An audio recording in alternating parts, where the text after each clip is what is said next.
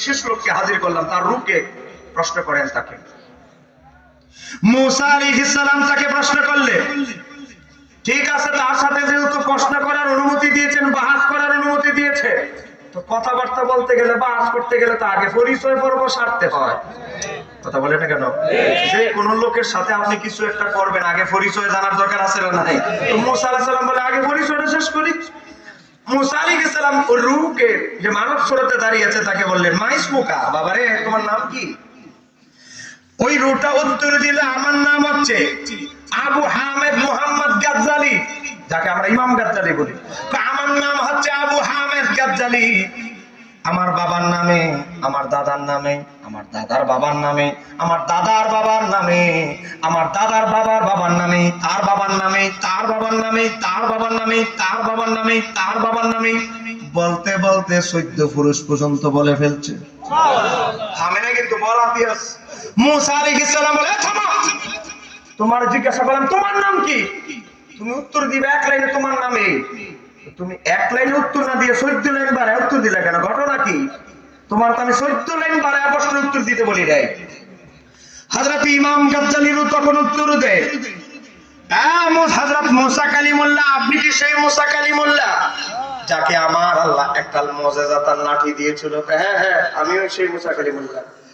আমার নবী অনুমতি দেওয়ার পর ইমাম গাজ্জালী রূহ বলে, হ্যাঁ মুসা কালিমুল্লাহ, আপনি কি সেই মুসা কালিমুল্লাহ যার উপর আমার আল্লাহ তাওরাত নাযিল করেছে? হ্যাঁ। তখন ইমাম গাজ্জালী রূহ উত্তর দেয়, হ্যাঁ মুসা কালিমুল্লাহ, আল্লাহ আপনাকে একটা মুজিজাতার লাঠি দিয়েছিল। আমার আল্লাহ লাঠি সম্পর্কে আপনাকে একবার প্রশ্ন করেছিল, ওয়ামা তিলকা বিয়ামিনিকা ইয়া মুসা, ও মুসা তোমার হাতে কি? সূরা তাহা আয়াত নাম্বার 17। তাওরাতে আছে এই ঘটনাটা, এই আয়াতটা। আমার আল্লাহ মুসা নবীকে জিজ্ঞাসা করলেন, ও মুসা তোমার হাতে কি? তো আপনার বলার উচিত ছিল আল্লাহ হাতে লাঠি, কিন্তু আপনি কিটা বলছেন? আপনি এটা বলেন নাই। আপনি কি বলেছেন? সূরা তাহা 18 নম্বর আয়াতে আছে, আল্লাহ এটা লাঠি, এটা দিয়ে দুম্বা লড়াই, আল্লাহ এটা দিয়ে দুম্বার জন্য লতা পাতা পারি গাছের, আল্লাহ এটা দিয়া বাড়ি দেওয়ার কারণে, আঘাত করার কারণে নীল নদের রাস্তা হয়ে গেছে, আল্লাহ এটা মাঝে মাঝে সাফ হয়ে কোথায় যেন হারায় যায়, আল্লাহ এটা এমন লাঠি, এটা সাফ হয়ে ফেরাউনের সব জাদুকরদের জাদু খেয়ে ফেলেছে। আল্লাহ প্রশ্ন করছে একটা, ওয়ামা তিলকা বিয়ামিনিকা ইয়া মুসা, মুসা তোমার হাতে কি? আপনি বলবেন হাতে লাঠি। আপনি কি করছেন? আল্লাহর সহজ প্রশ্ন, এক লাইনের প্রশ্নের উত্তর এক লাইনে না দিয়ে 14 লাইন করে উত্তর দিয়েছেন। আল্লাহর মতো মহান ব্যক্তির এক লাইনের প্রশ্নের জবাব যদি আপনি 14 লাইন বাড়ায় উত্তর দিতে পারেন, আর আপনার মতো একজন নবী আপনি আমাকে প্রশ্ন করেছেন, আমি 14 লাইন বাড়ায় উত্তর দিলে আমি কি অপরাধ করেছি? আমি যদি অপরাধ করে থাকি, একই সূত্রে তো আপনি অপরাধী বিবেচিত হবেন। একটু জোরে বলেন না। মুসা আলাইহিস সালাম বলে, কয় কি? এদি এখনো পৃথিবীতে আসার আগে দুনিয়া লন্ডভন্ড করে দেখতেছে। সে পৃথিবীতে আসবে আমি নবীর ওফাতের প্রায় 350 বছরের পরে। আমার নবী বলে আমার 350 বছর পর পৃথিবীতে সে আসবে। এবার টার্গেট পরীক্ষা করো। আর আবু বকর আলীরে আনলে আলীর জ্ঞান দেখে তো তুমি অবাক হয়ে যাবে। কারণ হযরত আলীর ব্যাপার আমার নবী বলেছে, আনা মাদিনাতুল ইলমি ওয়া আলিউল বাবুহা, আলী ইলমের শহর আর আমার আলী হচ্ছে সেই শহরের দরজা। আলী কি ইলম লাভ করেছে? ইমাম গাজ্জালী কিতাবের নাম ইহয়া উলুমুদ্দিনের ভিতরে লিখেছে। মাওলা আলীকে একবার জিজ্ঞাসা করা হলো, আপনি নবীর কাছ থেকে কতটুকু জ্ঞান ভান্ডার অর্জন করেছেন? মাওলা আলী বলে, আমি যদি শুধু সূরা ফাতিহার ব্যাখ্যা লিখি, ইমাম গাজ্জালী ইহয়া উলুমুদ্দিন প্রথম খণ্ড 115 পৃষ্ঠা, বাবা কিতাবুল ইলমের ভিতরে এসেছে। ইমাম গাজ্জালী লিখতেছে, মাওলা আলী বলে, আমি যদি শুধু সূরা ফাতিহার তাফসীর লিখি 70টা অটো বহন করতে পারবে না। তো কতটুকু জ্ঞান আমার নবীর দরবার থেকে হাসিল করেছে। আজকে আবু হুরায়রা সবচেয়ে বেশি হাদিস বর্ণনা করেছে। আবু হুরায়রা এত বড় জ্ঞানী কিভাবে হলো আপনাকে জানেন? আরে না জানলে আমাদের কেন দাওয়াত দিচ্ছেন? আমরা বলবো, বলবেন জানি না। বলেন আপনারা কি জানেন? সহিহ বুখারীতে ঘটনাটা এসেছে। হযরত আবু হুরায়রা মিটিং এ বসে গেছে, এখন দুইজনে দুইটা কাপ চা দেস্তা, তাদের ঠোঁটটা বন্ধ থাকে। হযরত আবু হুরায়রা এসেছে আমার নবীর দরবারে। আমার সময় খুব কম, আমি ওদিকে যাব। আকীদার কিছু আকীদার 5টা সাবজেক্টে কয়েকটা পয়েন্টে আলোচনা করে শেষ করে দিব, আর বেশি বিরক্ত করবো না। বাবা আপনারা কি বিরক্ত হচ্ছেন নাকি? 12টা বাজে, আর আধা ঘন্টায় 12:30 মোটামুটি। কি বলেন? আপনাদের সান্দি রেখে আর প্রতিদিন আসতে পারবো? আজকে যেহেতু মেয়ে মানুষ হিসাবে আইসি, একটু কিছুক্ষণ চলো, কি বলেন? থাকবো সবাই মিল্লা জিল্লা, সবার বাড়ি যেহেতু কুমিল্লা, কি বলে? আমার বাড়িও কিন্তু কুমিল্লা, আমার থানার নাম হোমনা, আমরা কিন্তু আবার কোনো অংশ কম না। দাওয়াত খাওয়া দাওয়ায় ভরপুর, আমার গ্রামের নাম আবার জয়পুর। দাওয়াত গুগলে সার্চ দিলে পেয়ে যাবেন।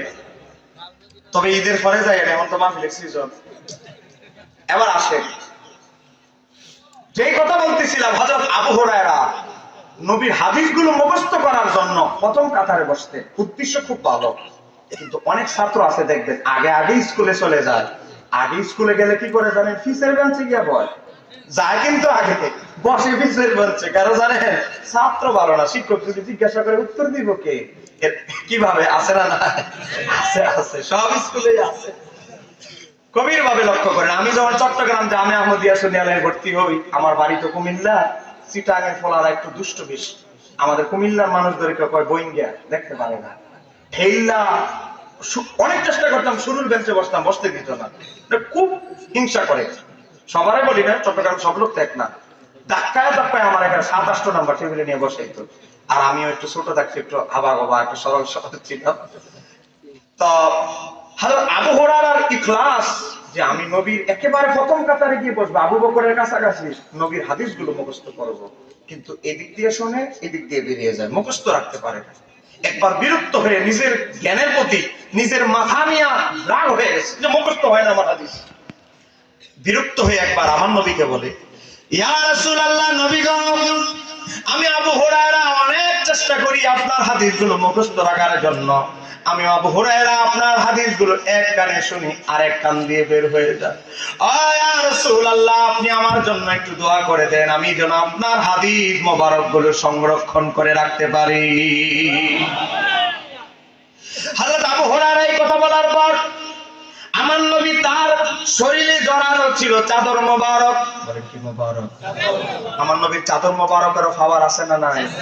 এ মিয়া, ইতিহাস খুঁজে দেখেন, আবু হুরায়রার ইতিহাস খুঁজে দেখেন। ইমাম শরফুদ্দীন বুসুরি, মোল্লা আলী কারি শরফুদ্দীন বুসুরির জীবনীতে লিখেছে, ইমাম শরফুদ্দীন বুসুরির শরীরে কুষ্ঠরোগ হয়েছিল, শরীর থেকে পশম ধরে গিয়েছিল, দুর্গন্ধ যখন বের হয়েছিল, ওনার বিবি এক ঘরে টিনের একটা ছোট ঘরের ভিতরে ঢুকিয়ে দিয়েছে, একটা ছোট কামরা, জানালা দিয়ে খাবার দিত, স্বামীর শরীর থেকে দুর্গন্ধ বের হয়। ইমাম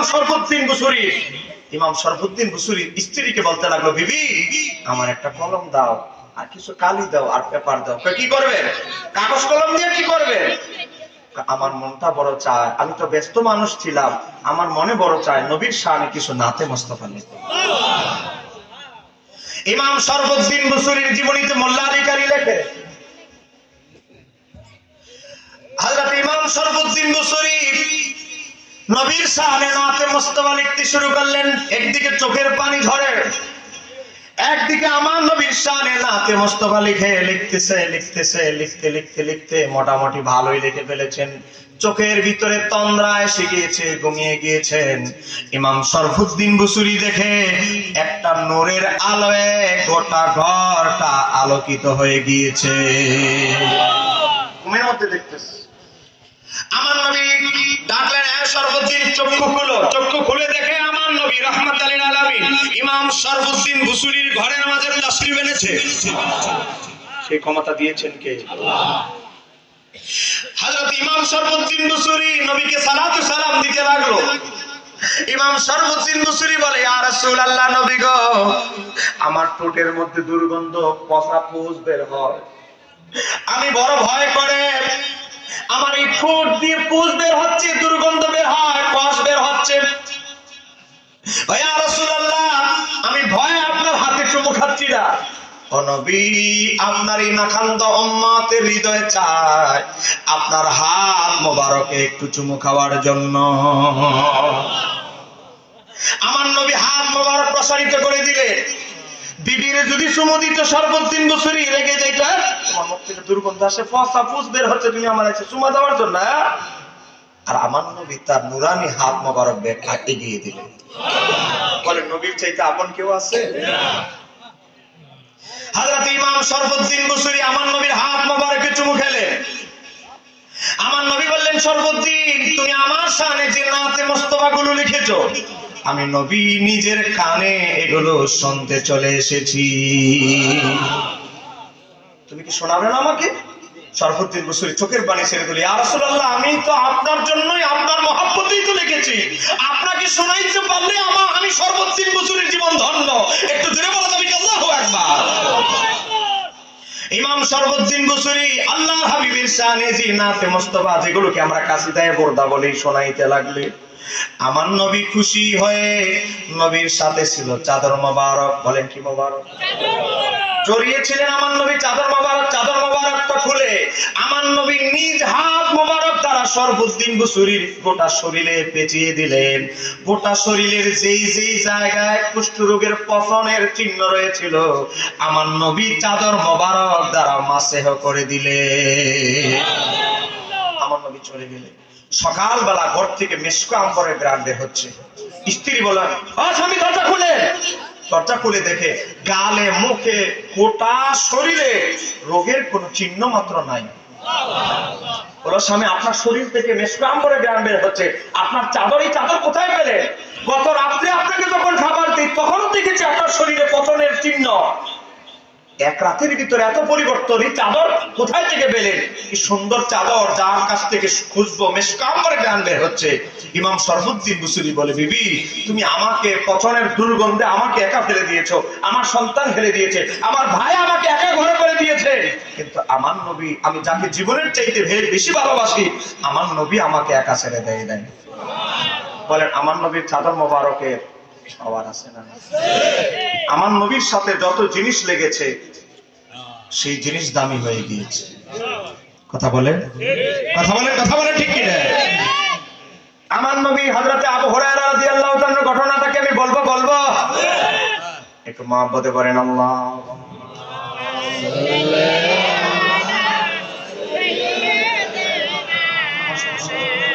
দয়া করো, নসিব করো মদিনা, মোদের সালাম পৌঁছে দিও ওই যে সোনার মদিনা। আল্লাহুম্মা। মাশাআল্লাহ, পিছনে একটু আওয়াজ কমাচ্ছে, জোরে জোরে আরেকটু।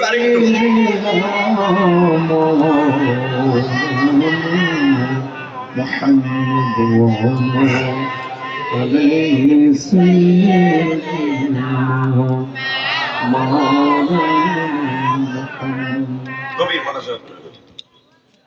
আমার বাবার ভাইয়েরা, আশিক রাসূল ভাইয়েরা, গভীর ভাবে লক্ষ্য করেন। আবু হুরায়রা বললেন, ইয়া রাসূলুল্লাহ, আপনার যদি একটু দয়া হয়, আবু হুরায়রার জন্য যদি একটু দোয়া করেন, আমি আবু হুরায়রার জ্ঞানের প্রখরতা বৃদ্ধি পাবে, একটু দোয়া করেন। আজকে সাহাবীদের আকীদা, আমার নবী দোয়া করলে সিনার ভিতরে এলেপ ঢুকে যায়, আর আমাদের ডব্লিউ মার্কা হুজুরদের আকীদা হলো আমার নবী ছিলেন নিরক্ষর মূর্খ। যেখানে আমার নবীর জবান থেকে বের হলে জ্ঞানী হয়ে যায়, এলেমে সিনার ভিতরে এলেম ঢুকে যায়, আর সেখানে আমার নবী বলেছিল আলিফ বা তা সা 1 2 3 চিন্তা না। গভীর ভাবে লক্ষ্য করেন, আমার নবী তার চাদর মোবারকটা খুললেন, খুলে হযরতে আবু হুরায়রাকে দিলেন। আবু হুরায়রা তার শরীরে জড়িয়ে ধরলেন। আমার নবী বললেন, আবু হুরায়রা, আমার চাদর মোবারকটা দিয়ে তোমার বাম দুধের 2 আঙ্গুল নিচে সিনার মাঝে মালিশ করতে থাকো। আবু হুরায়রা বলে, আমার নবীর চাদর মোবারক আমি মালিশ করতে দেরি, আমার জীবনে আল্লাহর হাবিবের দরবার থেকে ওই দিন থেকে শুরু করে মৃত্যু পর্যন্ত, ওই দিনের পর থেকে যত হাদিস আমার নবীর দরবারে আমি শুনেছি, মৃত্যু পর্যন্ত আবু হুরায়রা, আমি আবু হুরায়রা নবীর একটা হাদিস মোবারক ভুলি না।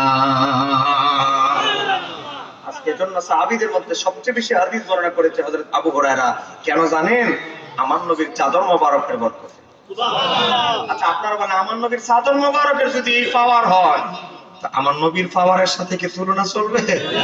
যারা বলেন চলবে। কওমি বলেন, আলিয়া বলেন, জামাত ইসলাম বলেন, আহলে হাদিস বলেন, শিয়া বলেন, সুন্নি বলেন, সবাই একমত। কি বিষয়ে? উম্মতে মুহাম্মাদের সবচেয়ে বড় যিনি মুফাসসির, রাইসুল মুফাসসিরিন যাকে বলা হয়, তার নাম হযরতে আব্দুল্লাহ ইবনে আব্বাস, যিনি পৃথিবীর সবচেয়ে বড় মুফাসসির, নবীর পরে। যারা বলেন না সুবহানাল্লাহ। এত বড় মুফাসসির হযরত আব্দুল্লাহ ইবনে আব্বাস কেমনে হলেন? সহিহ বুখারী হাদিস নাম্বার 143। হযরত আব্দুল্লাহ ইবনে আব্বাস বলে আমার বয়স যখন 10, বলেন কত? 10 বছরের বাচ্চা আর কতটুকু বুঝেন না? হযরত আব্দুল্লাহ ইবনে আব্বাস বলে আমার বয়স যখন 10, শীতকালে তাহাজ্জুদের একটু আগ মুহূর্তে আমার ঘুম ভেঙে গেল। ঘুম যেহেতু ভেঙে গেছে, ঘুম আর আসবে না, এই চিন্তা করে আমি চিন্তা করলাম এই মুহূর্তে আল্লাহর হাবিব তাহাজ্জুদের নামাজের ওযুর জন্য উঠবে, ওযু বানানোর জন্য উঠবে। আমি যদি একটু নবীর জন্য ফুটন্ত গরম পানি করে নিয়ে যাই। আমার আব্বাস কি করলেন? নবীর জন্য গরম পানি করে দাঁড়ায় আছে। নবী আসবে হাজত থেকে, পেশাব পায়খানা থেকে, ওনার করা গরম পানি দিয়ে ওযু করবে। আমার নবী এসে দেখেন আব্দুল্লাহ দাঁড়ায় আছে। আমার নবী তার ফুটানো গরম পানি দিয়ে ওযু করলেন। আমার নবী খুশি হলেন, কিন্তু ওই দিন দোয়া করে নাই। দ্বিতীয় দিন একই কাজ করলেন, ওই দিন আমার নবী খুশি হলেন, কিন্তু দোয়া করে নাই। তৃতীয় দিন যখন একই কাজ করলেন, মাত্র বয়স কত? আমার নবী এত বেশি খুশি হয়ে গেলেন, আমার নবীর সিনার সাথে আব্দুল্লাহ ইবনে আব্বাসের সিনা লাগালেন, কোলাকুলি, বুঝেন না, জড়িয়ে ধরলেন। নবীর সিনার সাথে আব্দুল্লাহ ইবনে আব্বাসের সিনা লাগালেন। সিনা লাগায় আমার নবী আল্লাহর দরবারে বলে, আল্লাহুম্মা ফাক্কিহু ফিদ্দীন, আল্লাহ আমার চাচাতো ভাই আব্দুল্লাহকে, নবীর চাচাতো ভাই ছিল হযরত আব্দুল্লাহ ইবনে আব্বাস, হযরত আব্বাসের শাহজাদা, আমার চাচাতো ভাই আব্দুল্লাহকে দ্বীনের ফাকিহু ফিদ্দীন, দ্বীনের ফকিহ বানায়া দাও। ওয়া আল্লিমুহুত তাবিল, কোরআনের তাবিলের জ্ঞান দান করো, মানে মুফাসসির বানায়া দাও। একটু জোরে বলেন না। হযরত আব্দুল্লাহ ইবনে আব্বাস বলে, দুনিয়াবাসী, আমার বয়স যখন 10, আমার নবী তার সিনার সাথে আমার সিনা লাগাইতে দেরি, আমার জন্য দোয়া করতে দেরি, আমার সিনার ভিতরে কোরআনের তাফসীরের জ্ঞান আল্লাহ ঢুকাইতে দেরি করে না। যেখানে নবীর সিনার সাথে লাগাইলে সিনা বড়, পৃথিবীর সবচেয়ে বড় মুফাসসির হয়ে যায়। আর যেখানে ডাব্লিউ মার্কা হুজুর নামের শেষে আজহারি বলে, নবী আলিফ বা তাসা এগুলো চিনতো না। এখন আপনারা বলেন, যেখানে আমার নবীর সিনার সাথে লাগলে বড় মুফাসসির হয়ে যায়, আমার নবী নিজেই বলে মূর্খ। বলেন আকীদা কি ঠিক আছে? বলেন আকীদা কি ঠিক আছে? এখন আবার লাগছে নবীর কেমনে রাখাল প্রমাণ করা যায়। নাম দিছে কাউবয়, আমার নবী নাকি ছিল কাউবয়। জীবনে এই ওয়াজ জীবনে কোনদিন শুনছে? নবীর কত ফজিলত শুনলেন, চান্দিনার জমিনে কত বক্তা ওয়াজ করে গেল, কওমির হোক আলিয়ার হোক, কিন্তু কাউবয় ওয়াজ করতে কোনদিন শুনছে? আমাদের নতুন হুজুর এখন নতুন নতুন ভাষা নবীর সামনে ব্যবহার করে, ওই কাউবয়। কাউবয়ের শাব্দিক অর্থ হচ্ছে গরু যারা লালন পালন করে, গরুর রাখাল। আমার নবী জীবনে কোনদিন গরু লালন পালন করে? নবীর যুগে গরুর অস্তিত্বই ছিল না। তো এখন মক্কায় গরুর অস্তিত্বই ছিল না, তো নবী গরুর পালার কথা নবীর শানে নিসবত করা এটা সম্পূর্ণ মিথ্যা। এবার আসেন উইকিপিডিয়াতে যেটা আছে কাউবয় মানে, গুগলে লিখবে উইকিপিডিয়াতে কাউবয় মানে আছে যারা ঘোড়া লালন পালন করে, ঘোড়ার রাখাল। তা আমার নবী জীবনে কোনোদিন ঘোড়া মানুষের টেয়ার দিছে আমার নবীর, আর আমার নবী ঘোড়া লালন পালনের চাকরি করছে, তার কোনো প্রমাণ নাই। তাহলে দুইটা শব্দ যদি আমরা আনি, দোনোটাই নবীর শানে মিথ্যা। কথা বলেন, আমি কি কোন হুজুরের বিরুদ্ধে বলছি না আমার নবীর পক্ষে বলছি? নবীর পক্ষে বলতে গিয়ে যদি কোন হুজুরের বিরুদ্ধে চলে যায়, আমার কিছু করার নাই। কিন্তু আমি নবীর শানে, নবীর নামে মিথ্যা বলতে পারবো না। আবার নবীর শান মানে খাটো হয় এমন শব্দ নবীর শানে বলতে পারবো, বাড়ানোর ক্ষমতা নাই। আবার নবীর শান মানিয়া টানা হেসরা করবা, এই অধিকার আমার আপনার তা করতেছেন আপনারা। এখন আপনাদেরকে একটা দলিল দিবে, কি কয় বুখারী শরীফে তো আছে। বুখারী শরীফে কি আছে? বুখারী শরীফে তো আছে। আমার ভাই বুঝালিস, আমি কি হাদিসটার একটু ব্যাখ্যা দিব? এ বলেন না দিব। জানি কাউবয় হুজুরের ভক্তবৃন্দ সব জায়গাতে আছে।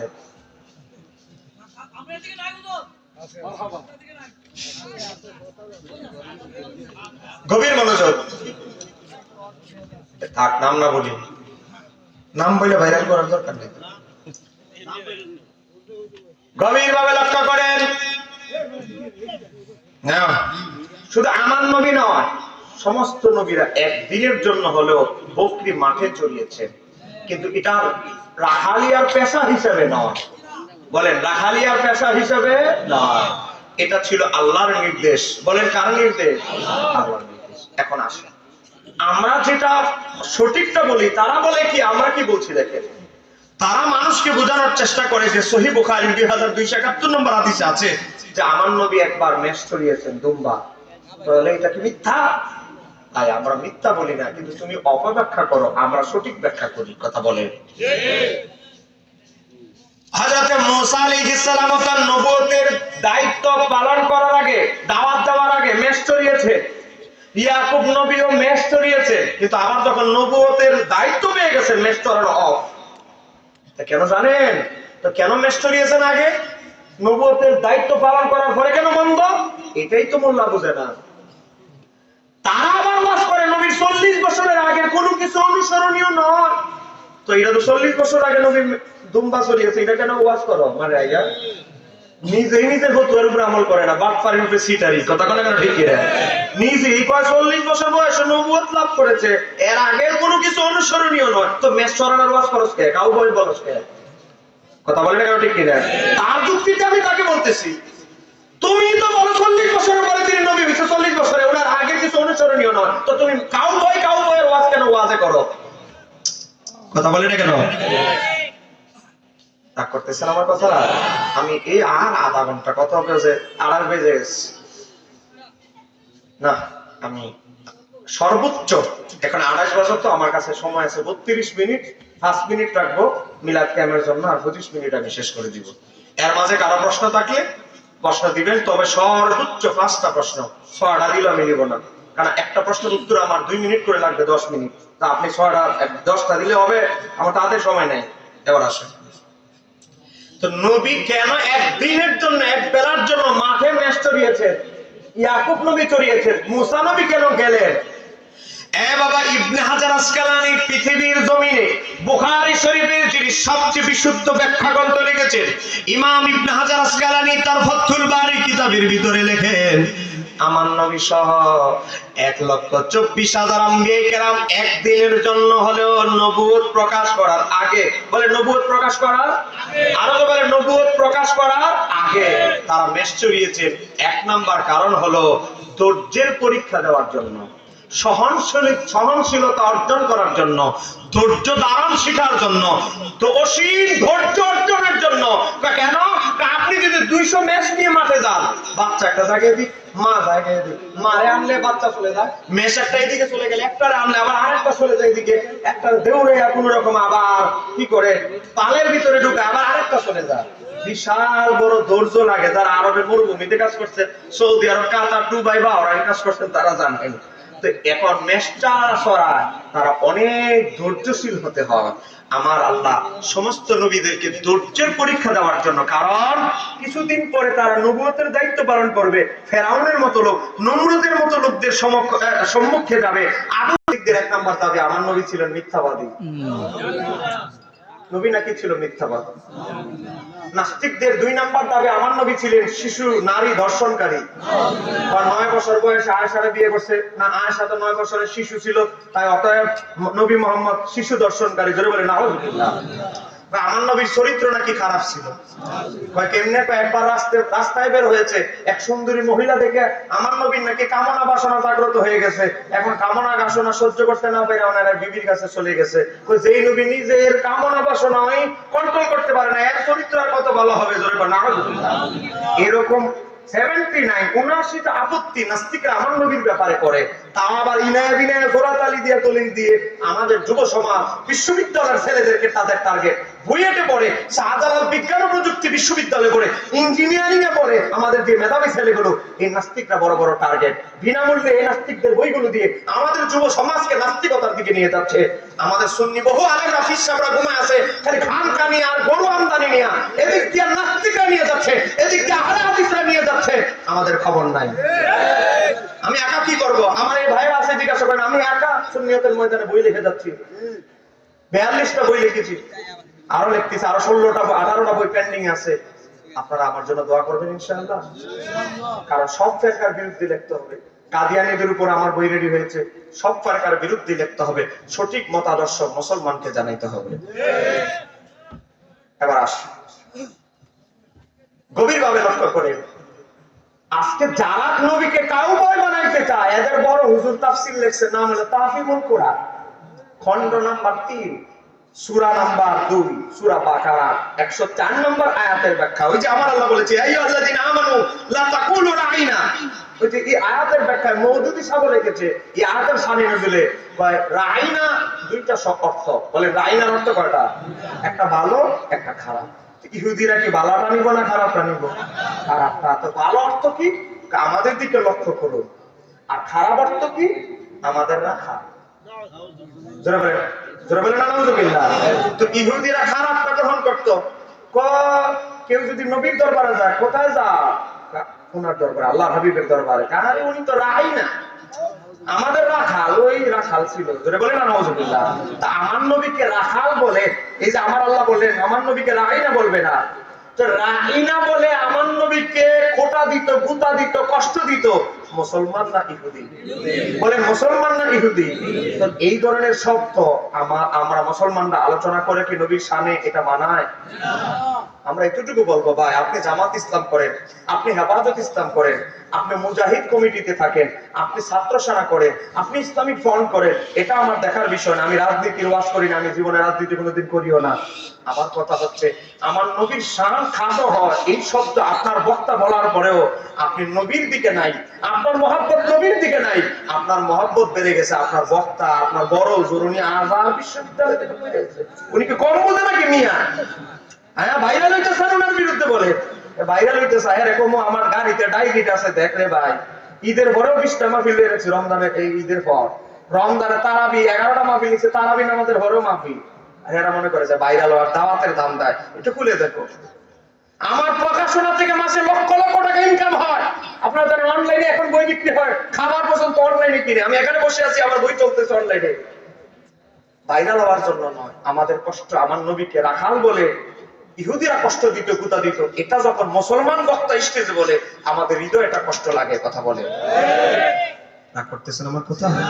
এবার আসুন, আজকে সমাজে হাদিসের কি অপব্যাখ্যা করা হচ্ছে। আজকে আমাদের সমাজে গত 2 মাস ধরে একটা হাদিসের অপব্যাখ্যা করা হয়। কয় মাস ধরে? এই 2 মাস ধরে কি আজকে মাজার ভাঙা হচ্ছে। দলিল দেখি জানেননি? দলিল হলো আমার নবী হযরত আলীকে বলেছে, আলী যত উঁচা কবর আছে সব ভেঙে চুরমার করে দাও। এই হাদিস এনে লাগায়, দেখে আমার নবী যত উঁচা কবর আছে সব ভেঙে হতে বলছে, অতএব যত উঁচা মাজার আছে সব ভাঙো। এই হাদিসের অপব্যাখ্যা করা হচ্ছে। আপনারা বলেন আমি কি হাদিসের 1-2 মিনিটে হাদিসের সঠিক ব্যাখ্যাটা দিব? বলেন না কেন? দিব। একটু মহাব্বতে বলেন আল্লাহুম্মা সাল্লি আলা মাওলানা ওয়া আলা আলি সাইয়্যিদিনা। চিন্তা করে দেখো রে মন, রাত্রি গভীর নিশীতে মরণ কালে বান্ধব নাই রে, কে যাবে তোর সঙ্গেতে। আল্লাহুম্মা। মাশাআল্লাহ, জোরে হবে, জোরে হবে।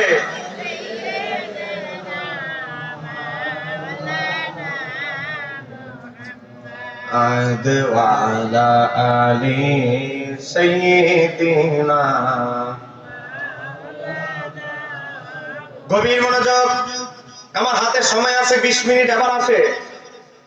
এই হাদিসটার প্রেক্ষাপট না বলে আমাদের কিছু ভাইরা সমাজ আমার যুবকদেরকে মাজারের বিরুদ্ধে লাগিয়ে দিচ্ছে। মনে রাখতে হবে আমাদের আহলে সুন্নাত ওয়াল জামাতের সাথে ভণ্ড মাজার আর ভণ্ড লোকদের সাথে কোনো সম্পর্ক।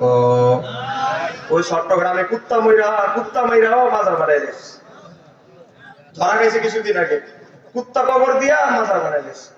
বলেন আমরা ভণ্ড মাজারের সাথে আমাদের কোনো সম্পর্ক?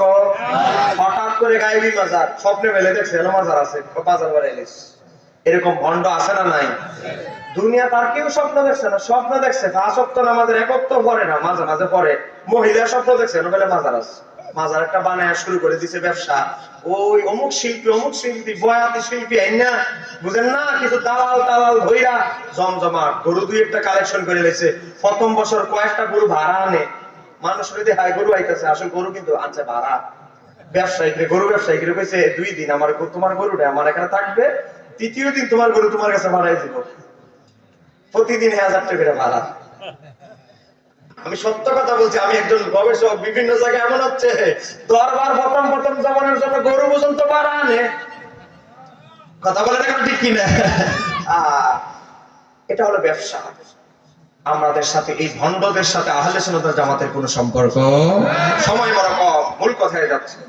হাদিসটা এসেছে সহিহ মুসলিম, হাদিস নাম্বার 969।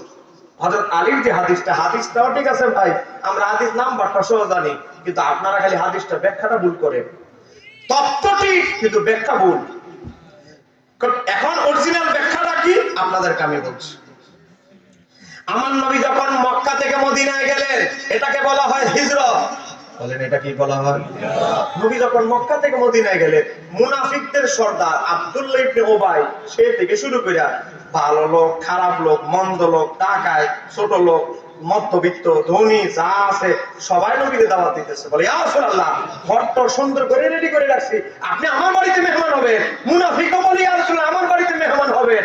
আমার নবী বলে থামো, আমি কার বাড়িতে মেহমান হব এটা আমি সিদ্ধান্ত নিব না। আমার ওট, আমার কাসওয়া ওট যার বাড়ির সামনে গিয়ে থেমে যাবে, আমি নবী তার বাড়িতে মেহমান হব। সব সাহাবীর অপেক্ষা আছে, নবীর ওট কার বাড়িতে গিয়ে থামে? ওট যার বাড়িতে থামবে, নবী না আজকে তার বাড়িতে মেহমান। আমার নবীর ওট এমন কিছু ক্ষমতা আমার নবীর ওটকে আমার আল্লাহ দিয়েছে, দুনিয়ার অন্য ওটের মতো আমার নবী নয় রে বাবা। আমার নবী যে বাহনের উপরে ওঠে, ওই বাহন দুনিয়ার অন্যান্য বাহনের মতো থাকে না। নবীর দুধ মা হালিমাতুস সাদিয়া বলে, ইমাম সুয়ুতী আল খাসায়েসুল কুবরা নকল করেছেন। এই দেখেন, এই কিতাবের ভিতরে ইমাম জালালউদ্দিন সুয়ুতী নকল করেছেন। নবীর দুধ মা হালিমাতুস সাদিয়া, তার ওটটা ছিল বড় অসুস্থ। কিছুক্ষণ পিটাইতো, বেত দিয়া মারতো, চাবুক দিয়া মারতো, এরপরে কিছুক্ষণ চলতো। অসুস্থ তো আবার ঘট করে বসে যেত, আবার কিছুক্ষণ পিটাই দিত, চাবুক দিয়ে মারতো, আবার কিছুক্ষণ চলতো, আবার বসে যেত। হযরত হালিমাতুস সাদিয়া বলে, আমি যখন শিশু নবীকে আমার কোলে নিলাম, আমার ওটের ভিতরে এমন জজবা আসলো, আমার 5 ঘন্টা আগে আমি হালিমাতুস সাদিয়াকে যারা ফেলে চলে গেছে, আমার ওট তাদেরকে ফেলে তাদের 5 ঘন্টা আগে আমার গোত্রে আমাকে পৌঁছে দিল। ঠিক কাকে বলা যাবে কি? সুবহানাল্লাহ। আমি হালিমাতুস সাদিয়া যখন বলি সাদ গোত্রে গেলাম, সব মানুষ আমাকে ঘিরে ধরল, হালিমারে এটাই কি তোমার সেই ওট যেটারে কিছুক্ষণ মারতা চলতো আবার বসে যেত? হ্যাঁ হ্যাঁ, এটাই তো সেই ওট। এই ওটের ভিতরে এত পাওয়ার কেমনে আসলো? আমরাও বুঝতেছি না। এই শিশু বরকতপূর্ণ নূরানি শিশুটাকে যখন আমি আনলাম, আমি যখন কোলে নিলাম, আমার ওটের ভিতরে এমন জজবা, এমন দ্রুত গতিতে চলতে লাগলো, আমি আর আমার স্বামী ভয় আতঙ্কিত হয়ে গেলাম, এত দ্রুত যাচ্ছে কেন? আল্লাহর হাবিব সাল্লাল্লাহু আলাইহি সাল্লাম শিশুকালে যখন উটের উপর আরোহণ ছিল, আরোহণ করেছে, ওই উটের পাওয়ার জজবাও বেড়ে গিয়েছিল।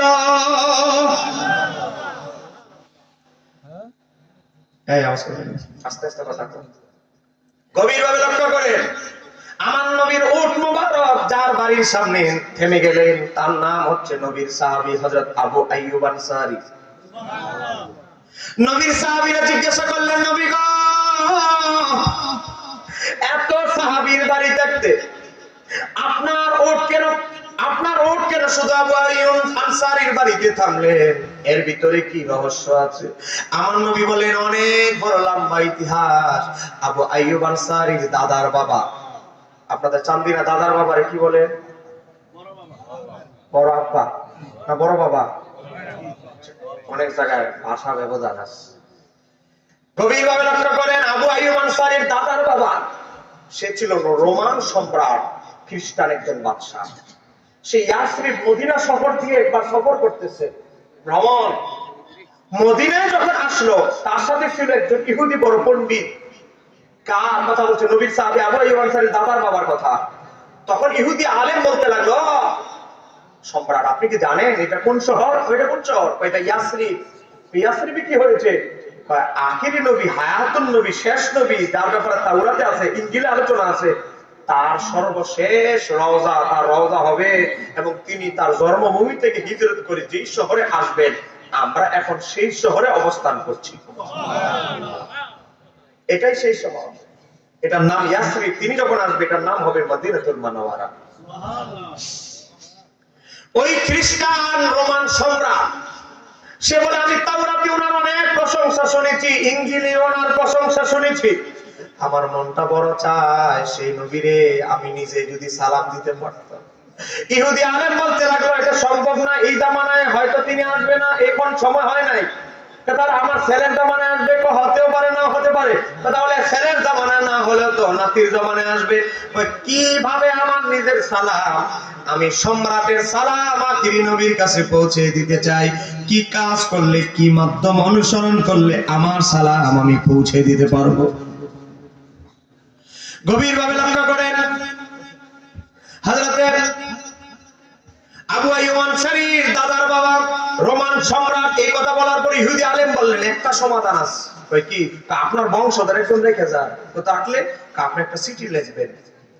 চিঠি লেখার পর চিঠির ভিতরে একটা সিল মেরে আপনার মনের কথাগুলো লিখে যান, আর আপনার সালাম লিখে যান। আপনার ছেলে একজন রেখে যান, আপনার ছেলের সাথে যদি শেষ নবীর দেখা হয় তিনি আপনার সালাম পৌঁছে দিবে। ছেলের সাথে দেখা না হলে নাতির সাথে হবে, নাতি পৌঁছাই দিবে।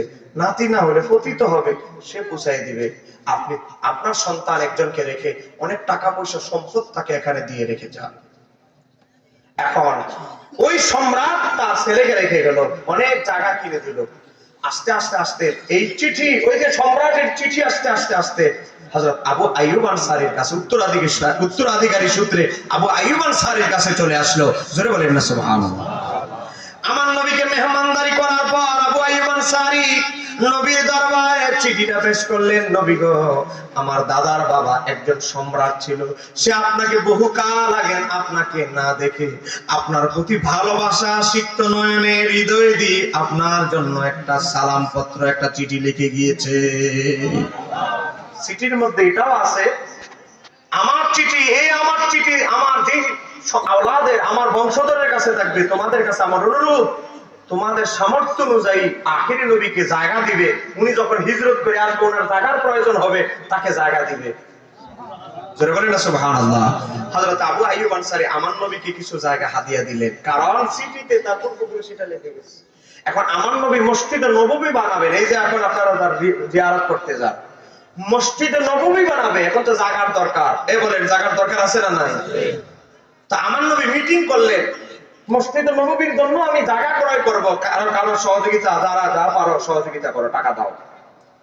এখন আবু আইয়ুব আনসারী বললেন, ইয়া রাসূলুল্লাহ, আমি এতটুকু জায়গা দিলাম, এর মাঝে আপনার থাকার জায়গা এতটুকু, আর বাকিটা মসজিদের জন্য নির্মাণ ব্যবহার হবে।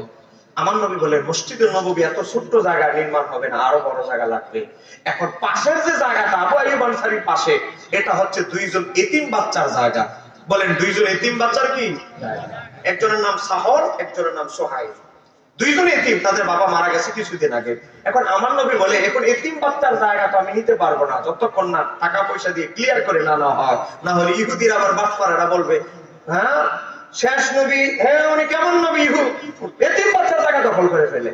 তা আমার নবী যখন জায়গাটা কিনতে চাইলেন, এতিম দুই বাচ্চা, অথচ ছোট ছোট বাচ্চা, তারা বলে, ইয়া রাসূলুল্লাহ, আমরা এই জায়গা আমরা হাদিয়া দিয়ে দিলাম। আমার নবী বলে, না, আমি যদি জায়গা হাদিয়া নেই মানুষ সমালোচনা করবে, আমি টাকা দিয়ে ক্রয় করে নিব।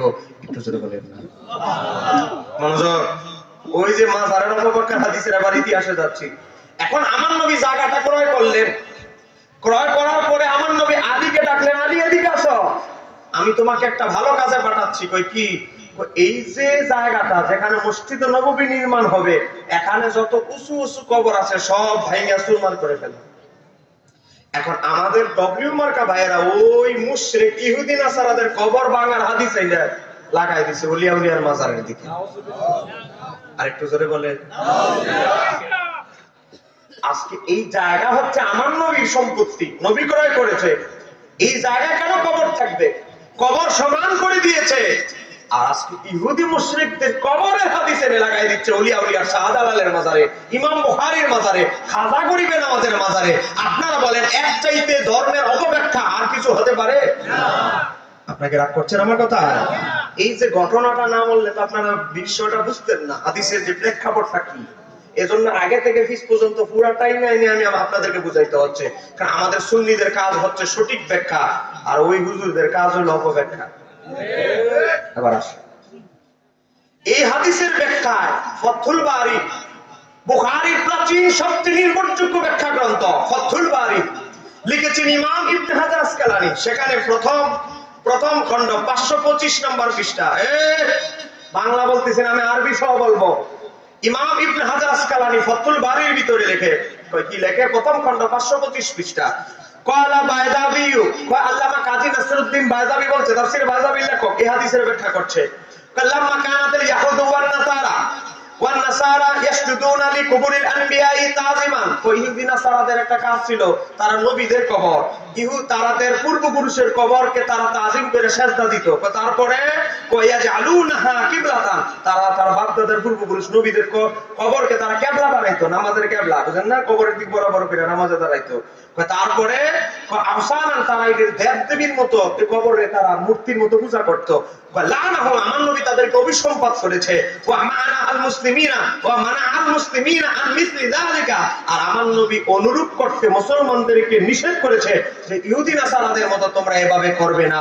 অতএব এজন্য আমার নবী হযরত আলীকে দিয়ে ওই ইহুদি নাসারাদের যত কবর ছিল মসজিদে নববীর এরিয়া সব ভেঙে ফেলেছে।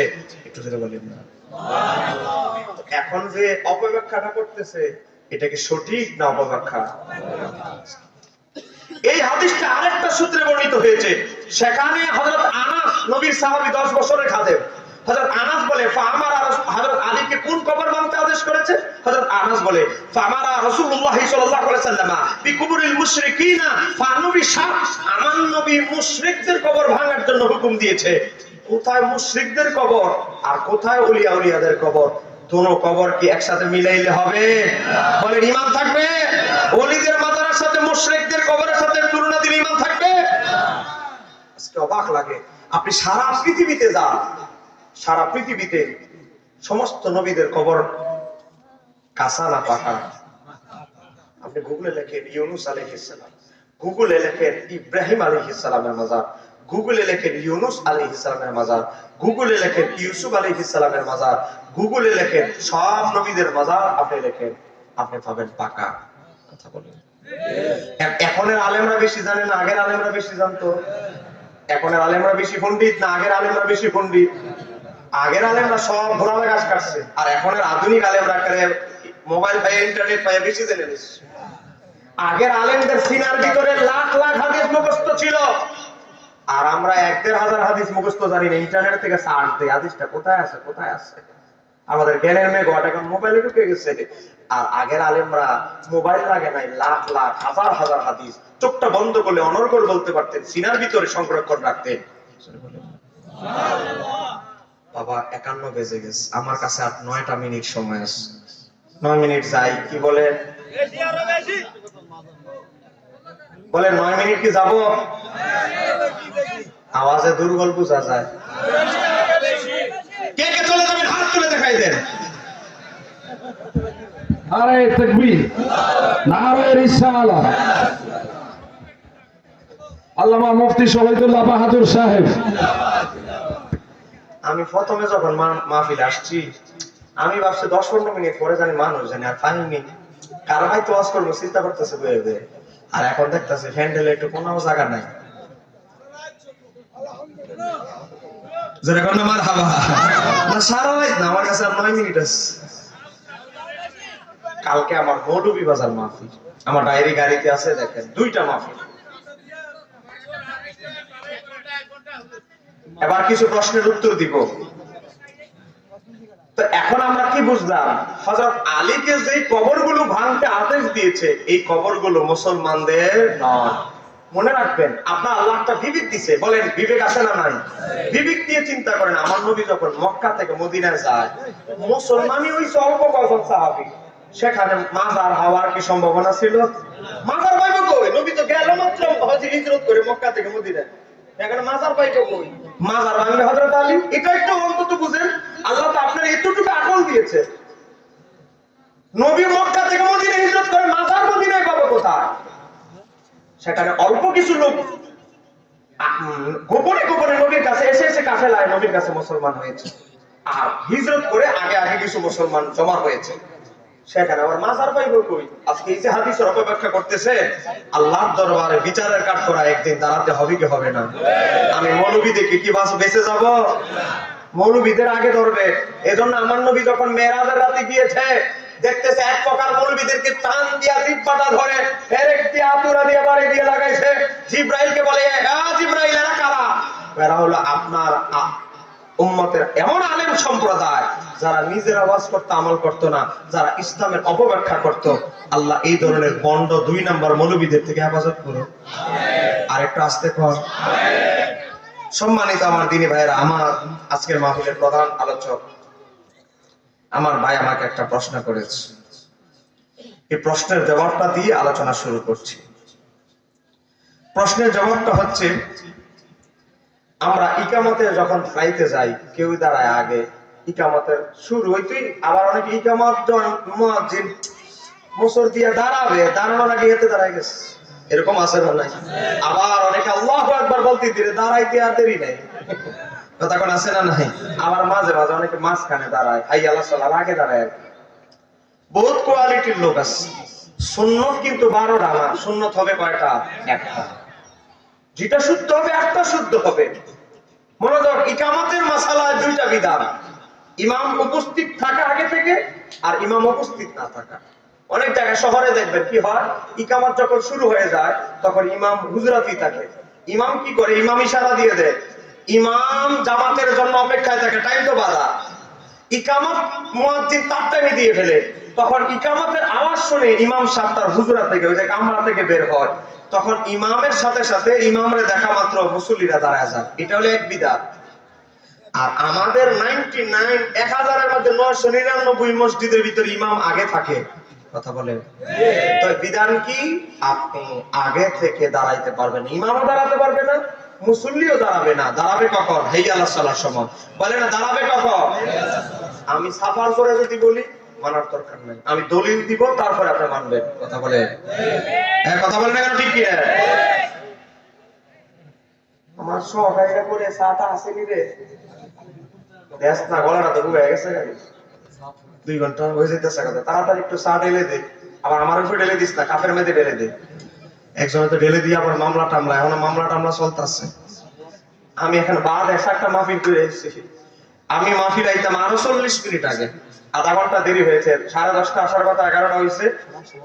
তাহিরি ভাই আসতে দেরি করতেছে। এখন আমি যে মাহফিলে করে আসছি এটাতে তাহিরি ভাই আসছে, উনি আসতেছে ওনার কারণে আমার দেরি হয়ে গেছে। এমন অনেক কি করার, ওনারা তো অনেক, তো আমার একজন বড় ভাই, সিনিয়র মানুষ, আমার অনেক ভালোবাসে। এখন ব্যস্ততা, আমি যদি মাইকটা ছেড়ে দেয়, মাঠটা আপনারা কি মানুষ, তার চেয়ে 3 গুণ মানুষ ছিল, বুঝেন না? বেচারা যাবে। এত সুন্দর প্যান্ডেলটা সাজানো, আমি যদি মাইকটা ছেড়ে দেই, অজপাড়া গায়ের একটা বক্তা দিলে মানুষগুলো এলোমেলো হয়ে যাবে। কারণ ভাই, এই মাইক ধরা, মানুষকে ধরে রাখা, এটা ভাই শিখলেই হবে না। আপনি সোনামধুর গান গাইলে মানুষটি বসে থাকবে না। মানুষকে একমতে এলেম দিয়ে, একমত দিয়ে মানুষগুলোকে বসায় রাখতে হয়। এটা একটা ক্রেডিট, এটা একটা ক্ষমতা। এই কারণে আমার 10-15 মিনিট দেরি হয়েছে। আপনাকে রাগ করছেন নাকি ভাই? আমাদের অনেক সময় এরকম হয়ে যায়, কারণ আমরা বাদের সময় আগে পরের বক্তা ঝামেলা করলেই আমাদের শিডিউলটা 10-15 মিনিট অনেক সময় খাপসাপ লেগে যায়। এজন্য আমি আন্তরিকভাবে আপনাদের কাছে দুঃখ প্রকাশ করছি, কারণ আমি 2 মাহফিল সহজে নেই না, বিপদে পড়ে নেই। কারণ কিছু কিছু জায়গা বাতিল দিয়ে রাখা, সেখানে আমাদের জবাব দেওয়ার জন্য যাইতে হয়। কারণ আমরা ওয়াজ করি কাহিনী না, আমরা ওয়াজ করি আকীদার, কথা বলেন। আজকে যে ওয়াজ করলাম কমপক্ষে 15-16টা আকীদা বর্ণনা হয়ে গেছে, কথা বলেন কেন? ঠিক কি? এবার আমি একটা মাসালা বলে আর 2-3টা প্রশ্নের জবাব দিয়ে আলোচনা শেষ করব। একটু মহব্বতে বলেন আল্লাহুম্মা সাল্লি আলা সাইয়্যিদিনা মুহাম্মাদ ওয়া আলা আলি সাইয়্যিদিনা মাওলানা।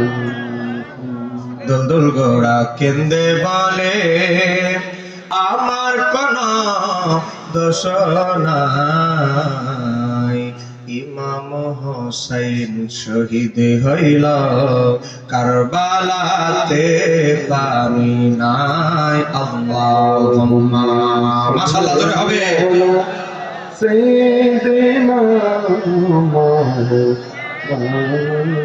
محمد عليه سيدنا مولانا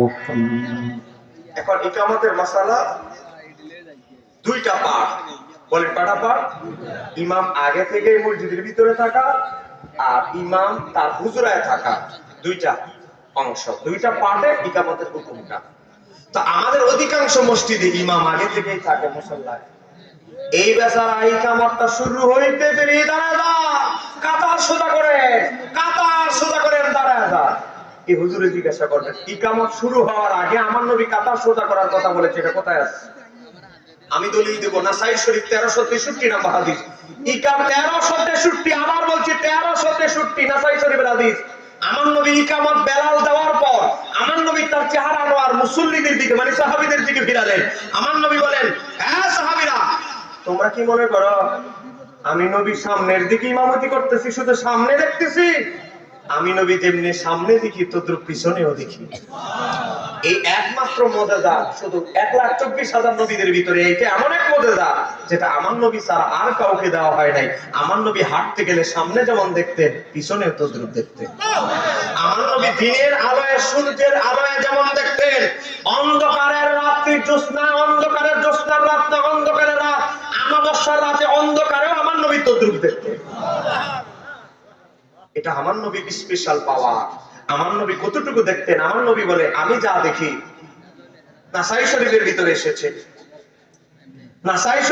এসেছে আমি যা দেখি তোমরা যদি তা দেখতা তোমরা হাসতে কম কাঁদতে বেশি সাহাবীরা বলে ইয়া রাসূলুল্লাহ আপনি কি দেখেন আমার নবী বলে নাসাই শরীফ 1363 নম্বর হাদিস রাআইতুল জান্নাতা ওয়ান নারা আমি জমিনে দাঁড়ায় আল্লাহর জান্নাত জাহান্নাম পর্যন্ত দেখতে পাই আমার নবীর কান মোবারক গত 8 দিন আগে বলেন কয়দিন এই যে আমি একটু আগে বললাম নাসা বিজ্ঞানীরা আজকে আকাশে তাদের যন্ত্র পাঠিয়েছে ফেরেশতাদের কিচিরমিচির তাসবির আওয়াজ নাসা বিজ্ঞানীরা রেকর্ড করছে আমার নবী বলেছে আমি নবী শুনতে পাচ্ছি আমি যা শুনতে পাচ্ছি তোমরা তা শুনতে পাচ্ছ না আমি নবী যা দেখতে পাচ্ছি তোমরা তা দেখতে পাচ্ছ না আমি নবী দেখতে পাচ্ছি আকাশের এমন কোন জায়গা নাই ফেরেশতারা কেউ রুকুতে আছে কেউ সিজদাবনিত আল্লাহর সম্মানে আছে জোরে বলেন না সুবহানাল্লাহ আর আমি নবী তাদের ফেরেশতাদের তাসবির আওয়াজগুলো শুনতেছি আর আজকে বিজ্ঞানীরা নাসা বিজ্ঞানীরা যন্ত্র বানায়া ওই ফেরেশতাদের শব্দ রেকর্ড করে আনতেছে আর আমার নবী যন্ত্র লাগে না আমার নবী জমিনে দাঁড়ায় শুনতেন সেই নবী উম্মত হতে পারে আমরা খুশি না বেজার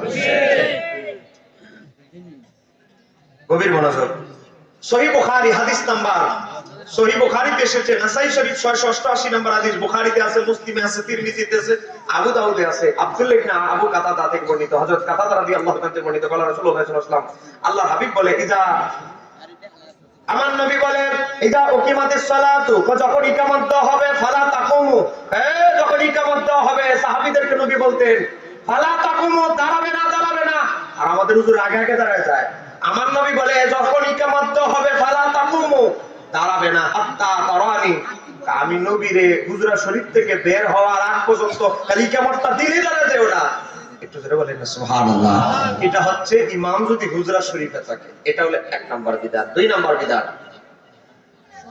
এই আস্তে এই পিছনে কথা বলতেছো কেন 5 মিনিট সহ্য নাই লাইট মারতেছে কেন কি সমস্যা এই ছেলেটা থেকে লাইটটা নেন তো সাদা লাইট মারতেছে লাইটটা যাচাই করতেছে বা প্রধান বক্তারা লাইটটা মেরে দিই চলে না ইমাম আব্দুল ওয়াহাব শারানি আমি কিছু তথ্য দিয়ে যাচ্ছি নতুন তথ্য ইমাম আব্দুল ওয়াহাব শারানি কিতাবের নাম কাশফুল গুম্মাহ হাদিসের কিতাব পৃষ্ঠা নাম্বার 98 সেখানে এসেছে ইসলামের দ্বিতীয় খলিফা তার নাম হযরত ওমর বলেন ওনার নাম কি হযরত ওমর যখন ইমামতি করতেন তিনি তো খলিফারাই তো ইমামতির অগ্রগণ্য খলিফা তিনি যখন ইমামতি করতে যাইতেন হযরত ওমর রাদিয়াল্লাহু তাআলা তখন তিনি কি বলতেন জানেন ইয়াকুল হযরত ওমর বলতেন লা তাকুমু মুসল্লিরা আমার মুসল্লিরা লা তাকুমু দাঁড়াবে না লিসসালাতি নামাজের মধ্যে হাত্তা ততক্ষণ পর্যন্ত ইয়াকুলুল মুআজ্জিন আযুনু, মুয়াজ্জিন যতক্ষণ না বলে কদ কামাতিস সালাহ, কদ কামাতিস সালাহ বলার আগ পর্যন্ত কেউ দাঁড়াবে না। একটু জোরে বলেন না সুবহানাল্লাহ। আরে আমরা হানাফিরা তো আরো সহজ করেছি। হযরত ওমর বলে কদ কামাতিস সালাহ বলার আগ পর্যন্ত কেউ দাঁড়াবে না। এই হাদিস ইমাম বাইহাকি তার সুনানুল কুবরা নকল করেছে, সেখান থেকে ইমাম আব্দুল হক চারানী নকল করেছে। হযরত ওমর, আমরা তো বলি হাইয়া আলাস সালার সময় দাঁড়াও, আর হযরত ওমর বলতেন কদ কামাতিস সালাহ বলার আগ পর্যন্ত কেউ দাঁড়াবে না। জোরে বলেন না সুবহানাল্লাহ। এবার আসুন হযরত আলী, ওর হযরত আলীর চাইতে জ্ঞানী লোক কি আপনাদের সান্দিনায় আছে? গোটা দুনিয়াতে আছে? এবার আসেন মুসান্নাফে আব্দুর রাজ্জাক হাদিস নাম্বার 1933। হযরতে আবু ওয়ালিদ আল ওয়ালাবি একজন তাবী বর্ণনা করছেন, ইকামত দিয়ে ফেলেছেন মুয়াজ্জিন, হযরত আলী পিছন থেকে একটা কাজে পিছন থেকে বের হচ্ছেন, ইমামের কামরা থেকে না, একটু কাজ ছিল পিছন, সময় মতো ইকামত দিয়ে ফেলছে ইমাম। হযরত আলী যখন পিছন থেকে আসতে দেখতেছে মুসল্লিরা ইকামত দিতে দেরি দাঁড়ায় গেছে, হযরত আলী রাদিয়াল্লাহু তাআলা তাদেরকে কি বললেন জানেন? দেখেন, মা লাকুম সামিদিন, তোমাদেরকে আমি অলস গাফেল লোকদের মতো দেখতে পাচ্ছি কেন? মানে অলসতা করে গাফেলিদের মতো, গাফেলদের মতো, বুকাদের মতো দাঁড়ায় আছো কেন? বসো তোমরা। মুসল্লিদেরকে বসাইলেন, যতক্ষণ না কদ কামাতিস সালাহ মুয়াজ্জিন না বলল, হযরত আলী তাদেরকে দাঁড়াতে নিষেধ করলেন। একটু জোরে বলেন না সুবহানাল্লাহ। বলেন হযরত আলীর চাইতে কি আমরা বেশি বুঝি ইসলাম? আমি কিন্তু রেফারেন্স সহকারে বলতেছি, সবগুলো এবারত সহ আমার নোটবুকে আছে, কারো লাগলে হোয়াটসঅ্যাপে শেয়ারিটি নিয়ে নেবেন। এবার আসেন, এবার বলেন এই মুস্কারি করো কেন? হযরত ইমাম হোসাইন, ইমাম হোসাইনের, আমরা ইমাম হোসাইনকে ভালোবাসি কিনা? ইমাম হোসাইন কেমন হোসাইন? যিনি জান্নাতের যুবকদের, তার বিরুদ্ধে ফতোয়া দিলে হে জান্নাতে যাওয়া চলবে? যারা জান্নাতে নেতৃত্ব দিবে এর বিরুদ্ধে ফতোয়া দিলে তোমার জান্নাত গেলি জান্নাতে যাওয়া চলবে না। হযরত ইমাম হোসাইনের ব্যাপারে এসেছে মুসান্নাফে আব্দুর রাজ্জাক 1938। তাবী হযরত উবাইদুল্লাহ ইবনে আবি ইয়াজিদ তিনি বর্ণনা করতেছে, একবার আমি রমজানে উমরা করতে মক্কায় গেলাম, ওই রমজানে হযরত ইমাম হোসাইন উমরা করতে গিয়েছে। তো মুয়াজ্জিন যখন ইকামত দেওয়া শুরু করলেন, এক মুসল্লি দাঁড়ায় গেছে, ইকামত দেওয়া শুরু হয়েছে আর বেচারা দাঁড়ায় গেছে। হযরত ইমাম হোসাইন তাকে টেনে ভান্ডামি ধরে টেনে তাকে বসাই দিলেন। যখন মুয়াজ্জিন কদ কামাতিস সালাহ বললেন, হযরত ইমাম হোসাইনও দাঁড়ালেন, তারাও ভান্ডামি ধরে টানা তারে শুধরাই দিলেন, সঠিকটা দেখাই দিলেন। একটু জোরে বলেন না সুবহানাল্লাহ। এজন্য ইকামতে শুরু থেকেই দাঁড়ায় যাওয়া এটা হোসাইনি আদর্শ নয়। কথা বলেন। আমার সবচেয়ে বড় অবাক লাগে কি জানেন? কওমি মাদ্রাসায় একটা কিতাব পড়ানো হয়, কিতাবের নাম শরহে বেকায়া। কওমি মাদ্রাসায় একটা কিতাব পড়ানো হয় হেদায়াত। কথা কও। কওমি মাদ্রাসায় একটা কিতাব পড়ানো হয় মারাকিল ফালা। কওমি মাদ্রাসায় একটা কিতাব পড়ানো হয় নুরুল ইজাদ। এই কিতাবগুলোতে আছে ইমাম আবু হানিফা সহ 3 ইমামের মত হচ্ছে মুয়াজ্জিন যখন হাইয়া আলাস সালাহ বলবে তখন দাঁড়াবে। কিন্তু আমার অবাক লাগে, আমার কিছু ভাইরা, কওমি ভাইরা নিজেদেরকে দাবি করে হানাফি, কিন্তু ইমাম আবু হানিফা, ইমাম মুহাম্মদ, ইমাম আবু ইউসুফের বিরুদ্ধে আমল করে। আল্লাহ তাদেরকে সঠিক বুঝ দান করুন। আমিন। আরেকটু আস্তে করুন। আমিন।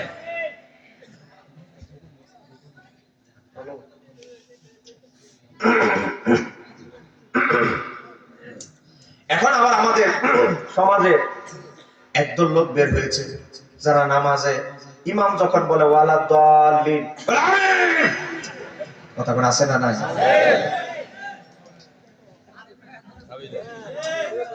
আছে না নাই? 60 জন দাঁড়াইলে প্রথম কাতার শেষ। এদের জায়গা লাগে কয় গুণ? 3 গুণ। রাগ করতেছেন আমার কথা? আমি শেষ সময় শেষ, আমিও বিদায় নেওয়ার সময় এসে গেছে। বাবা এমন ভাবে দাঁড়ায়, আমরা নবীর নিচে হাত বাঁধি। মনোযোগ, এই আহলে হাদিসদের কথা আমরা কখনো সমালোচনা করতাম না। আমরা কেন করতে হয় জানেন? আজকে কেন আমরা আহলে হাদিসদের কথা বলতে হচ্ছে? এই দেখেন, এক বেচারা বই লিখছে আহলে হাদিস, নাম হলো জাল হাদিসের কবলে রাসূলুল্লাহ সালাত, লেখক মুজাফফর বিন মুহসি।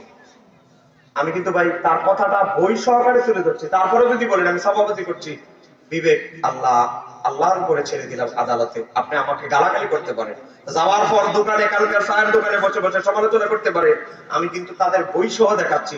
আপনার হিম্মত থাকলে আমার নাম্বার নিয়ে আপনার হুজুরের সাথে কথা বলেন।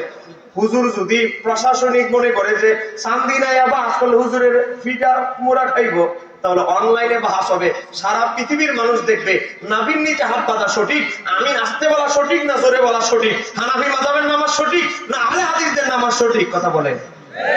আপনারা কি আমার পক্ষ থেকে এই বাহাসের চ্যালেঞ্জ দিতে পারবেন? হ্যাঁ বলেন, দিতে পারবেন ইনশাআল্লাহ? হাত তুলে দেখাই দেন, নারায়ে তাকবীর, নারায়ে রিসালাহ। হানাফি মাযহাব দেখানে, আমরা আছি সেখানে, মাযহাব নাই দেখানে, আমরা নাই সেখানে। গভীর মনোযোগ। কি রে নমক কি হলো রে?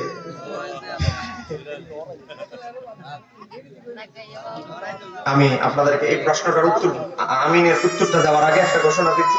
ভাই একটু চকলেট টকলেট খাওয়া একটু ঠান্ডা করে দেন, চকলেটের ডিব্বা দেন না ভাই। আরে আমার চকলেট দিবা নামছিলাম স্টেজে ভাইজান না। একটু ভাই যান না ভাই, এটা পরে আসতেছে ভাই, এটা রেকর্ড হচ্ছে দেশে ক্যামেরা, এটা আওয়াজটা যাচ্ছে ক্যামেরা ভাই। আরে একটু চকলেট কিনে দেন ভাই, হুজুর আপনার পকেটে চকলেট থাকলে দেন না।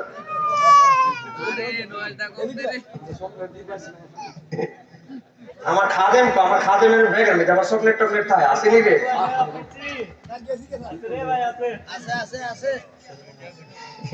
এ দেখেন শেষ, ওয়াজ শেষ, এখন মুনাজাতের পালা। আপনারা বিরক্ত হবেন। এই যে একটা আমার লেখা বই আছে, এই বইটা চেষ্টা করবেন, আপনার ওয়াইফকে স্বর্ণ কিনে দিছেন, আংটি কিনে দিছেন, গহনা কিনে দিছেন, আমরা এতই অবাগা আমাদের স্ত্রীদেরকে গয়না কাটি কিনে দিতে পারি, কিন্তু ধর্মীয় কিছু বই কিনে দিতে পারি, একটা ওজিফার বই কিনে দিতে পারি না, দোয়া দুরুদের বই কিনে দিতে পারি না, বহুত গয়না গাটি দুবাই থেকে বাহরাইন থেকে সবই দিতে পারি। আমি বলবো এই বইটা আপনার স্ত্রীকে দেন, সহজ পদ্ধতিতে নামাজ শিক্ষা। বলেন মুসলমান হিসেবে একটা নামাজ শিক্ষা বই রাখা দরকার আছে না নাই? এটা দৈনন্দিন নামাজ পড়তে হয়। আরে রমজানের রোজা তো আছে প্রতি বছরে একবার, কিন্তু নামাজ তো আপনার প্রতিদিন পড়তে হবে। আপনি মুসলমান, আপনার ঘরে একটা নামাজ শিক্ষা বই নাই, নামাজ শিক্ষা নাই, কিনছেন একটা কি মকসুদুল মুমিনিন, লেখককে মাওলানা বশির, কইতে মিলাদুল বেদাত, সবে বরাত বেদাত, লাইলাতুল কদর কত তারিখ এটা আল্লাহই ভালো জানে, মানে কি নাক থেকে ঘুমান সন্ধ্যের বেলাদারে পড়ে। এই বই লেখছে, এই বই আপনি আপনার বউ কিনে দিছে, এই বই কইরা আপনার বউ কয় সাইজা বইটা কই যাও জুলুসে যাই, তুমি না বই কিনে দিছিস, আমি দিতে লেখা এটা বেদাত, তো এমন বইও কিনে দিছেন ম্যাডাম। তো এই জন্য বলি একটা সঠিক বই 150 টাকা খরচ করে 150 টাকা 1 কেজি সবজির দাম, এই বইটা দেন। 44টা দুরুদ এখানে আছে, আপনি রোগ হলে কোন দুরুদ পড়বেন, দুরুদ শিফা, ঋণগ্রস্ত হয়ে যাবেন কোন দুরুদ পড়বেন, 268 পৃষ্ঠা আছে। আপনার বাচ্চার ছেলের পড়া মনে থাকে না, 266 পৃষ্ঠা দুরুদ আছে। আপনি নবীর জিয়ারত চান, এই দেখেন এখানে দেওয়া আছে, যেই দুরুদ পড়লে নবীর জিয়ারত পাবেন, দুরুদ দেখেন পৃষ্ঠা নাম্বার 263, যেই দুরুদে বেশি বেশি পড়লে নবীর দিদার মিলে, হেডিং দেওয়া আছে। আপনি এমন বিপদে পড়ে গেছেন, কেউ আপনার সাহায্য করছে না, রওনা দিতেছেন কবিরাজের বাড়িতে যাবেন, কবিরাজের বাড়িতে না, কবিরাজ আপনার রিজিক, আপনার বিপদ দূর করতে পারবে না, আপনার রিজিক বাড়াইতে পারবে না। বলেন রিজিকের মালিক কে? আপনি এখানে একটা নামাজ আছে 215 পৃষ্ঠায়, হযরতে আনাস ইবনে মালিক বর্ণনা করেছেন, নবীর সাহাবী, আমার নবী বলে যে এমন বিপদে পড়েছে যার কোনো উপায় নাই, রাস্তাঘাট নাই, কোনো উপায় নাই, আমার নবী বলে 4 রাকাত নামাজ পড়ো, 4 রাকাত নামাজ পড়ে 3 বার দুরূদ পড়ো, 3 বার একটা দোয়া আছে 215 পৃষ্ঠায়, কেউ না কিনতে পারলে ছবি তুলে নিয়ে যাবেন। এই দোয়াটা সংক্ষিপ্ত 2 লাইন মাত্র, উচ্চারণ দেওয়া আছে, অর্থ দেওয়া আছে, ইয়া ওয়াদুদু ইয়া জাল আরশিল মাজিদ ইয়া ফাআলুল লিমা ইউরিদ, দোয়াটা দেওয়া আছে, শেষে একটা শব্দ আছে, এটা জোরে বলতে হবে, ইয়া মুগিসু আগিসনি, ইয়া মুগিসু আগিসনি, এটা জোরে বলবেন। আমার নবী বলে তুমি উম্মত বিপদে পড়ে গেছো, আমার আল্লাহ চতুর্থ আকাশ থেকে 4 জন ফেরেশতা পাঠাবে, যতক্ষণ না তোমার বিপদ দূর না হবে ততক্ষণ পর্যন্ত ফেরেশতা আকাশে ফিরে যাবে না, ধরে বলেন সুবহানাল্লাহ। এই নামাজটা মাত্র, এই বইটা মাত্র 150 টাকা, কারো সম্ভব হলে নিবেন, আমি কাউকে জোর করে দিব না, আমি বলি না আমার এটাই আদের, আমি অভাবে আছি, আপনি একটা কিতাব কিনে নেবেন আপনার প্রয়োজনে। জ্ঞান প্রত্যেক মুসলমানদের জন্য জরুরি, জ্ঞান অর্জন করা ফরজ, এটা আপনি এলেম অর্জন করবেন। আর একটা বই আছে, এটা বড় পীর আব্দুল কাদের জিলানীর লেখা, আমার না, আমরা জাস্ট অনুবাদ করছি, লেখক বড় পীর আব্দুল কাদের জিলানী, আরবি নাম হচ্ছে সিরুল আসরার। সিরুল আসরার মানে রহস্যের গুপ্ত ভেদ, এটা আপনারা বুঝবেন না, এজন্য আমরা বাংলা নাম দিছি তাসাউফ দর্শন। কেন? ওলি হতে হলে কি গুণ অর্জন করতে হবে? 40টা গুণ, 10টা খারাপ গুণ কলব থেকে দূর করতে হবে। ওলি হতে হলে কয়টা গুণ আপনি জানেন না? পীর হাতে বায়াত হওয়ার পর কি কি সাধনা করতে হবে জানেন না? আপনি মনে করেন পীর হাতে বায়াত দিছি তো সব শেষ, গরু একটা বছর একবার লেগে গেলে শেষ, তখন আমরা মনে করি ফির মুরিদি মানে এটা, আসলে ফির মুরিদিটা নয় ভাই। আপনি নামাজ পড়েন, নামাজ যাচ্ছে না, ওই নামাজ থেকে মন জায়গা কোথায় হসপিটালে মাইয়া ভর্তি, নামাজ থেকে মন চলে গেছে মুদির দোকান, ওই যে দোকান খুলে দিয়েছে, নামাজ থেকে মন এদিক সেদিক করে এই বইটা পড়েন। অন্তরের চিকিৎসা করবেন এই বই পড়েন। আল্লাহ সুবহানাহু ওয়া তাআলা আজকের আলোচনা কবুল করুন, সবাই বলেন আমিন। এই দুইটা বইয়ের দাম 150 টাকা করে, 300 টাকা, কারো লাগলে বিশেষ করে মহিলাদেরকে বলবো, যারা মহিলারা আওয়াজ শুনতেছেন, আপনাদের প্যান্ডেলে কোনো লোক থাকলে আপনারা এই নামাজ শিক্ষা বইটা নিয়ে যাবেন। এই বইটা নামাজ শিক্ষা বইটা নিয়ে যাবেন মহিলাদের। আর কারো কাছে টাকা না থাকলে বাসার জন থেকে হাওলাত দিবেন। তবে আমার কাছে আমার হাওলাত চাই না, আমি আবার সিলেট যাবো। আচ্ছা, আমিনটা শেষ করে নামাজের দোয়া বলে আমার আলোচনা শেষ করছি। এবার দেখেন, আমরা নামাজে নাভির নিচে হাত পাতি।